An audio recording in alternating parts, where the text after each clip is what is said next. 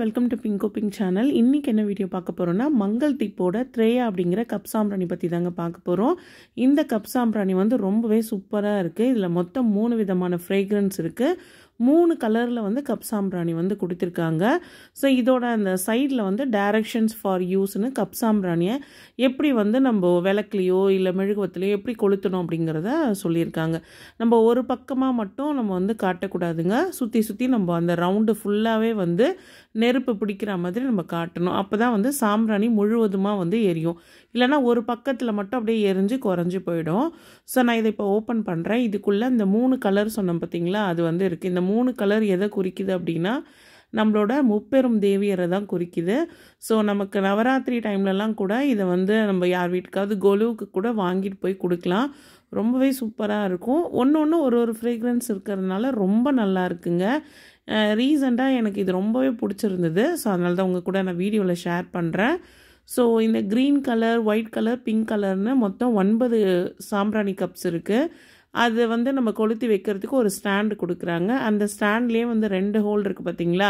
இதில் வந்து நம்ம ஊதுவத்தி கூட நம்ம கொளுத்தி அதை சொருகி வைக்கலாம். ஸோ அந்த மாதிரி ஒரு ஆப்ஷன் வந்து அதில் இருக்குது.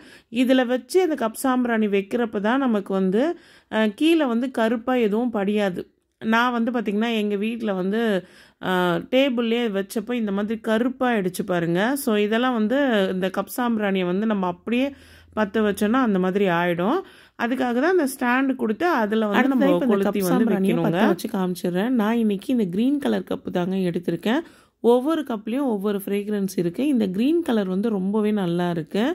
ஸோ அதனால தான் நான் இந்த க்ரீன் கலர் வந்து இன்றைக்கி நான் ஏற்றுனேன். இதுக்குள்ளே சாம்பிராணி இருக்குங்க. அதனால் தனியாக நம்ம சாம்பிராணி எதுவுமே போட தேவையில்லை.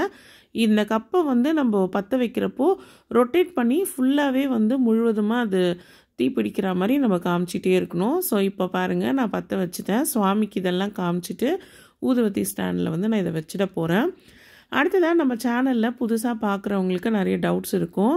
நான் இப்போ ஏற்றி வச்சுருக்க அந்த நெய் விளக்கு பற்றி நிறைய பேருக்கு டவுட்ஸ் இருக்கும். அந்த நெய் விளக்கு வந்து பார்த்திங்கன்னா சைக்கிள் பிராண்டோட நெய் விளக்கு தாங்க. இது ரெடிமேடாக நமக்கு கிடைக்கிது.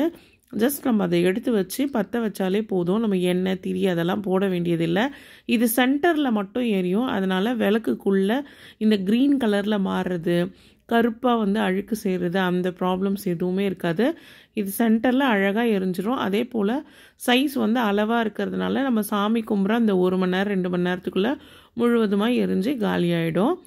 அடுத்ததாக வந்து தசாங்க ஊதுவத்தியும் நான் ஏற்றி வச்சுருக்கேன். ஸோ இந்த தசாங்க ஊதுவத்தி பற்றியும் நான் ஆல்ரெடி வீடியோ போட்டிருக்கேன். பார்க்காதவங்க எல்லா வீடியோஸுமே பிளேலிஸ்ட்டில் இருக்குது, மறக்காமல் செக் பண்ணி பாருங்கள். இந்த வீடியோ இதோட முடியுது ஃப்ரெண்ட்ஸ். இந்த வீடியோ உங்கள் எல்லாருக்குமே பிடிச்சிருக்குன்னு நினைக்கிறேன். வீடியோ பிடிச்சிருந்தா வீடியோக்கு ஒரு லைக் கொடுங்க. இப்போ தான் நீங்கள் ஃபர்ஸ்ட் டைம் என் சேனலுக்கு வரீங்கன்னா மறக்காமல் பிங்கோ பிங்க் சேனலை சப்ஸ்கிரைப் பண்ணுங்கள். நெக்ஸ்ட் வீடியோவில் பார்க்கலாம் ஃப்ரெண்ட்ஸ்.